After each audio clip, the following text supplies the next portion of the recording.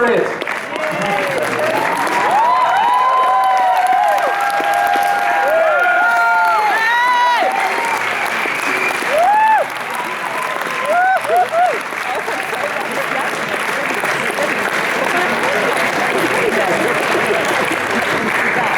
Gentlemen.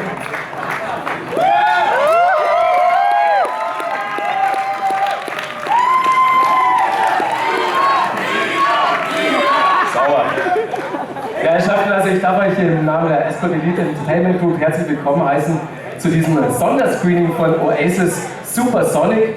Kommt am 11.11. in den Handel und heute habt ihr die einmalige Möglichkeit, das Ding vorab zu sehen. Und ihr seht, wir sind nicht alleine, sondern haben spitzenmäßige Gäste. Liam, Bonehead und Simon, der Produzent des Films.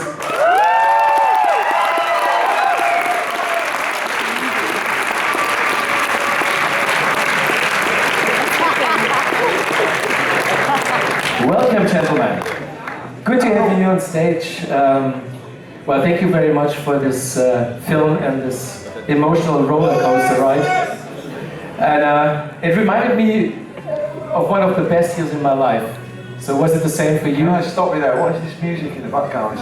It's horrible, isn't it? I can't concentrate. It has to be turned off. Yeah.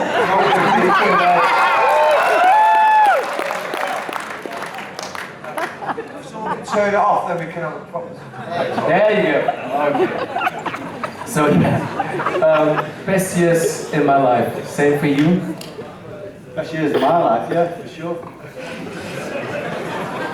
Best years in my life, without a doubt. Still high, you know what I mean? It's like, it's not over yet, you know what I mean? It's not over yet, no. So the film starts with net worth. You played to 250,000 people. You could have sold 2.6 million tickets. Would you consider that the biggest moment in your career? It was the stupidest moment in our career, but not doing like selling the 2.6 million tickets, you know what I mean? We just turned up for 2 nights, so I think it's one of the worst decisions some fuckers ever made. That's the only thing I regret, you know what I mean? Just doing 2 nights and then fucking off. We could still be playing there, you know what I mean?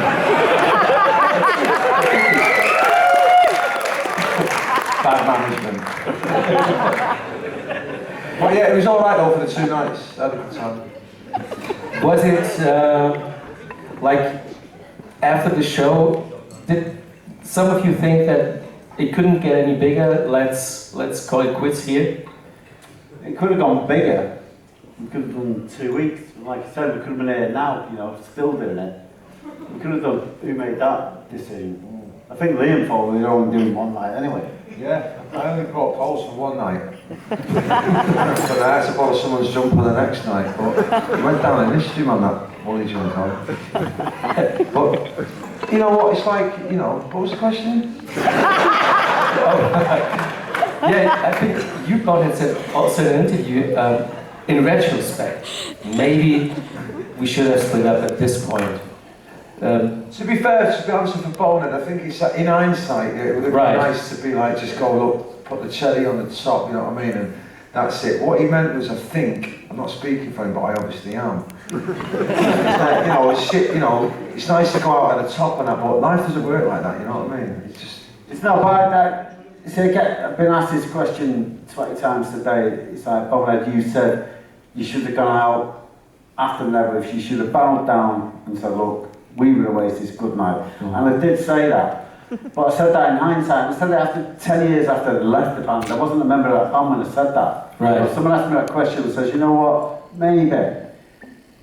I don't really want to know, but you know, no, maybe after, you know, after Nebworth, we should have bowed down and said, well, thank you, good night, and thank you lot, you know, for bringing us there. We were Oasis and good night. And, you know, we wouldn't have gone out with a nasty punch or whatever. We'd have gone, you know, we'd have gone down with a great legacy, just like on a high. But I think that was just me saying it maybe 10 years after leaving the band and watching the band, and it was hard sort of starting that band and watching them go on and achieving what they did, and watching them go out with just a punch, and it was like, it's like, you know what, yeah, no, it's still funny. No, it's still, you know, like, proper fucking, proper smoking up. Is it? Anyway, so maybe it's something that says, I can't. It just does it, it's a habit. Anyway, yeah, you know, it's something that says. But there came another great years after that. So Yeah, no, the band would got have been a bigger and shame. bigger and bigger for me after Right. that. So Simon, about the film, when did the idea come together for it, and who had the idea anyway? It came about, I guess about, thank you. It came about, I guess about a couple of years ago was when the first thought of the idea, with a view to the celebration of the 20th anniversary of Nebworth.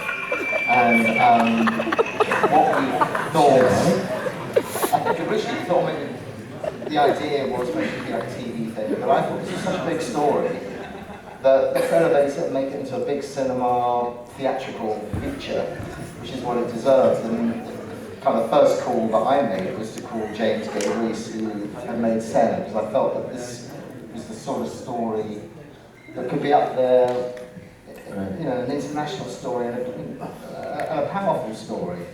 And it is a time that can't be repeated for obvious reasons highlighted in the film, that this is a time pre the internet where you kind of had to get off your bottom off your sofa, you had to go and buy the record, you had to go and see the band, you couldn't Google it, you couldn't YouTube it, you had to experience it firsthand. And so it was kind of timely reminder and getting James on board, and then the first conversation was with Liam and then with Noel, and then we just kind of, they were both keen to do it, and they both wanted to be honest and frank, and enough time had gone by to actually tell the story. Oh, for real, mate, I won't argue with you.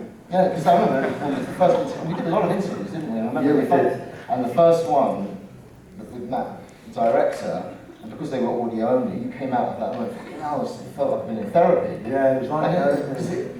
It was kind of taking you back, because it's not like something that you really sit and talk about day in, day out, oh, those are the days, this, that, and the other. And I think it opened. It was enough time had gone by. Open another can of worms. Yeah, Another can of worms. Yeah, but it was. You know, it was nice. It was nice to do it, and I hope you enjoyed it. You know what I mean? And for the people who weren't there, then yeah, it's glad you're here. Now there's a lot of unseen and very obscure material and footage in the film. Where did you find this stuff? For instance, the gig in Glasgow. Well, that was a little Japanese girl walking past, as they do, you know what I mean? I'm not slagging off Japanese people, they always seem to have a camera on them. And I think they were just walking past and there was a bit of a sound and that, and bowled in there. She was a big 18-wheeler fan. Yeah, she did come to see us, come to see the shit band, you know what I mean? And filmed the whole gig and then got off back to Japan maybe or something, you know what I mean? And we knew that footage existed, we just couldn't find it. And then I think there was sort of a bit of detective work through Facebook and through her parents or something or other, but it finally got to her and she said, oh yeah, I think I've got it. It's in my parents' loft or something, and she went to find it and there it was, so we managed to get it, which was really lucky. But the luckiest thing is if you're there to see 18-wheeler and you guys come on, and the fact that she filmed it was amazing. Wait till the 18-wheeler film comes out, it's got a whole gig. Yeah. It's only got that much of a waste. That's the real story. That's the film story. The wheel film's going to be a fucking blockbuster. Yeah. It's general. They all fucking hate watching that one.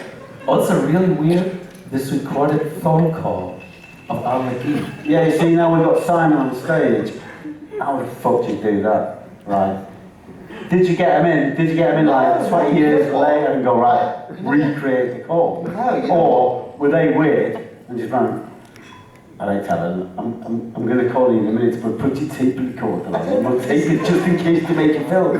Right? Or, There's got to be an element of some sort of cocaine. or was there something ghostly? It's like somehow Midsummer Murders, it's cocaine for you.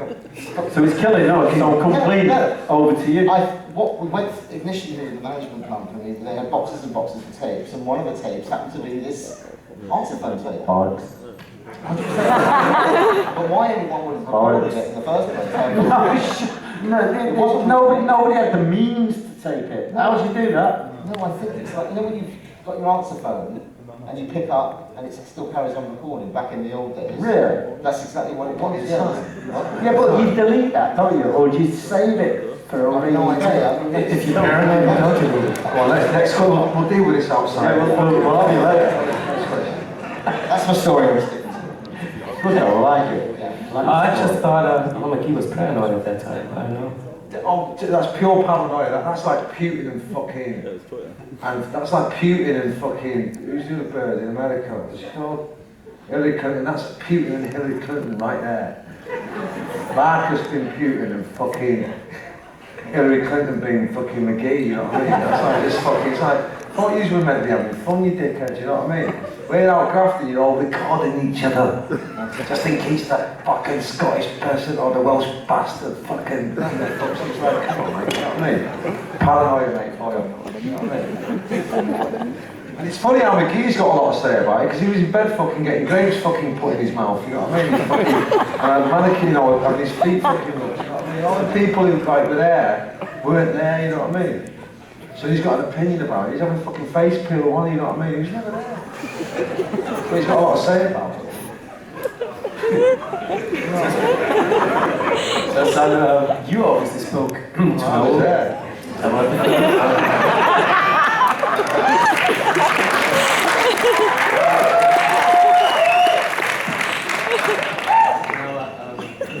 Did you speak to Noel about the film at all? To speak to Noel about the film at all? No, I got a call. First I heard of it, I was sitting at home, like, just watching. Having a face peel. Having a face peel, eating salt food. I was peeling his face. Recording myself, as you do when you're putting the kettle on, just in case something comes back to bite you on the ass. And then I got a phone call or an email or whatever it was saying that they're doing an Oasis film. Are you involved? And I said, well, yeah, because I'm not having anyone else speaking about it except for me, so I'll say my bit, you know what I mean? And then I heard later down the line it come from Noel's crew, so for the geezer who's not here, right, and I'm asking, I'm like, our kid's cool and we love him and all that stuff, but he's still a cunt. For the geezer who instigates the fucking film,